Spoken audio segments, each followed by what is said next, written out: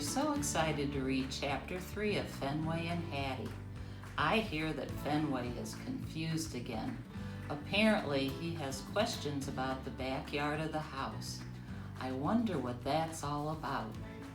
Be sure to stop by this Vista Bank in Castalia during the month of May and pick up your tickets.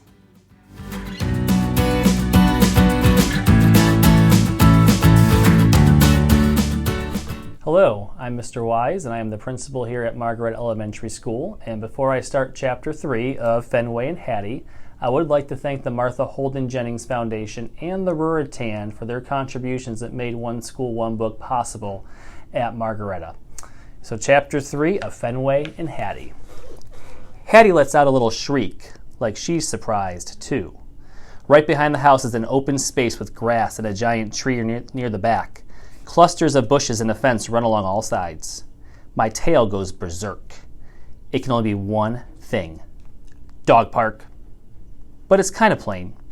Where is the big water dish to splash in, or the benches to jump on? And it's quiet. Too quiet. I turn my snout into the breeze, but all I catch are whiffs of leaves and grass and blooming flowers. Where are the romping dogs? Are we the first to arrive? I look back at the door. Where is Fetchman? Who's going to throw the ball for me and Hattie to chase? This place is curious, all right, but one thing's for sure. It must be explored. I wiggle out of Hattie's arms and drop onto the porch. She chases me down the steps. Yippee! It's time to play.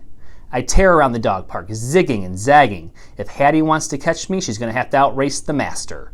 But as I make a sharp turn, Hattie's not behind me. She's in the middle of the dog park, somersaulting through the grass. Is this a new game? I hustle over and slobber her face with licks. She flops onto her back, laughing. I sink down next to her and nuzzle her chin. Come on, Hattie. It's playtime, I bark. She closes her eyes and hums. She must be too comfortable to get up. It's obvious she's going to need some convincing, and I know just how to do it. Nose in the grass, I trot off in search of a stick. I haven't gotten far when I start to realize something. I haven't sniffed any messages from other dogs. How strange. I stop to leave one or two, so new dogs will know I'm here and ready to play. Right as I'm watering a strategic spot, I get sidetracked by a horrible rodent-y smell. A squirrel. I look over and spot his fat, nasty body up ahead. He's sitting proudly in the dog park, his tail flounced up like he deserves to be here. My own tail shoots up. I race over to show him who's boss. But he's not acting the least bit intimidated. He just sits there in the grass, glaring at me. Does he think I'm not serious? I bare my teeth. I'm ready to pounce. I'm about to grab the squirrely fur when suddenly he pivots and rockets toward the back fence. I'm hot on his tail. A dog park is for dogs, I bark after him. He scurries partway up the trunk of the giant tree, then pauses to flick his bushy tail at me. Chipper chatter squawk, he screeches, daring me to nab him. I spring up furiously, pawing the tree, but he's just out of reach. You coward, I bark. I run in circles around the giant tree, every hackle on my back raised in alarm. The squirrel turns and creeps down the trunk, tantalizingly close. Chipper chatter squawk, it screeches again.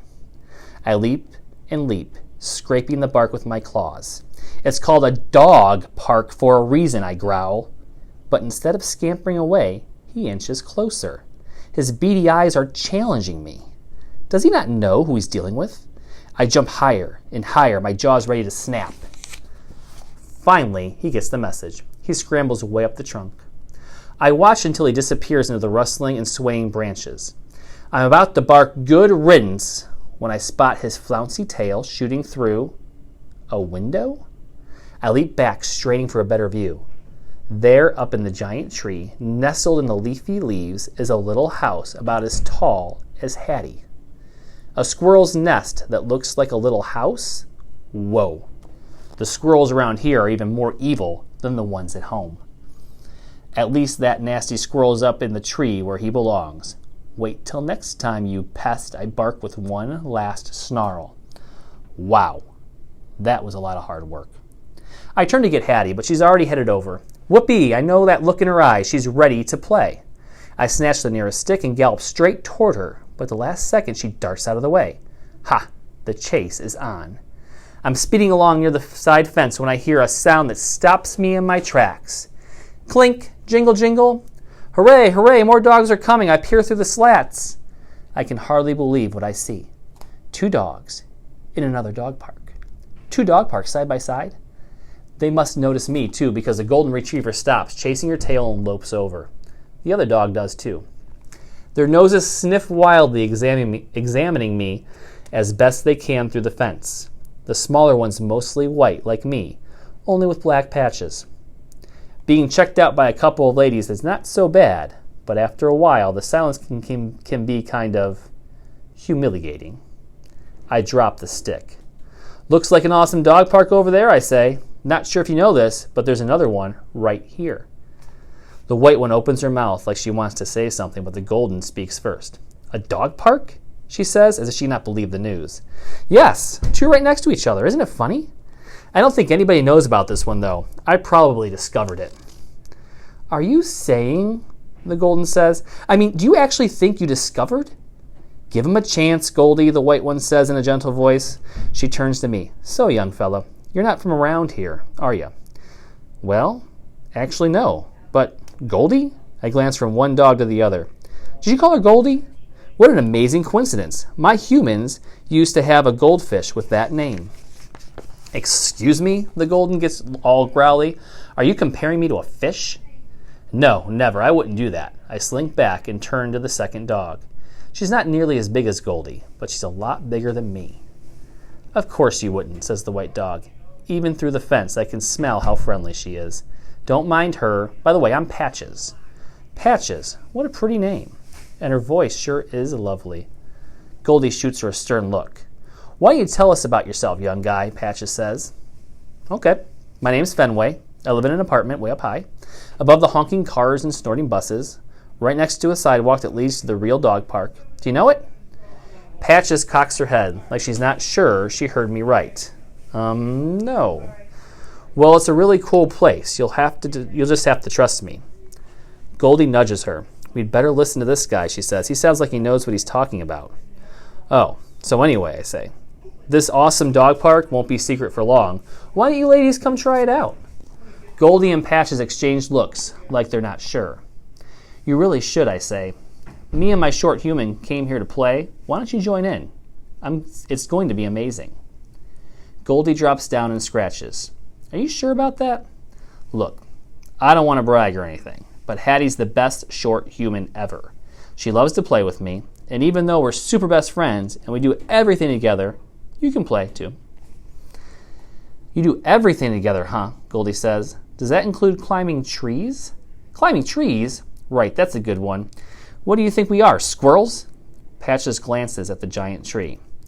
I don't know how to tell you this. Tell me what? Fenway, calls a sing-songy voice way above our heads. Hattie's voice. But how could it be?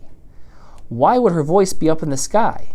I crane my neck, but I don't see her. I scout around the dog park. Where did she go? Hattie, I bark. Fenway floats down again from the giant tree. I look way up in the leafy branches.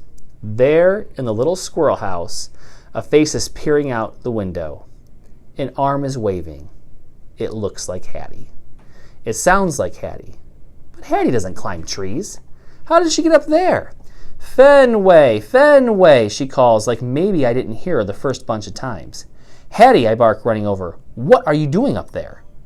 She keeps on smiling and waving, like she's perfectly happy up there in that squirrel house. This is not right. Come down, I bark again and again. Hattie leans out the window, her arms resting on the ledge, gazing down at me, knowing I can't climb up and join her. I turn away with a shudder. It's all so squirrely. She loves to play with you, all right, Goldie says. Then what's she doing up in that tree? Don't tell me she expects you to follow her up there. Hey now, Patches scolds. It sounds like she's really into the guy. Goldie mutters. You never know, Patches says. She could be back down here playing with him any second. But she isn't. I sink into the grass. Why did we come here? Dog parks are supposed to be for playing.